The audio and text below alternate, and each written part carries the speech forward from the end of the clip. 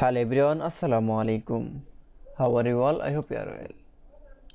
Welcome back to my channel in this new video. Today's video, how to add dash border to picture in Google Sheets. So get ready started. At first, open your Google Sheet document.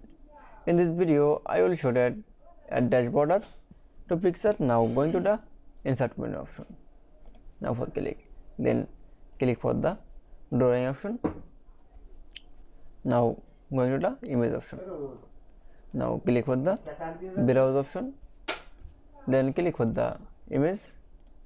Now for open.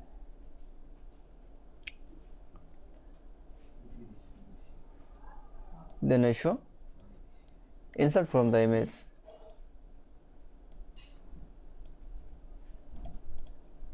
This image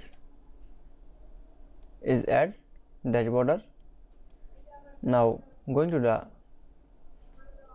border dash option, then click for the dash option. Now click for 8px. Now click for save and close option. That's it.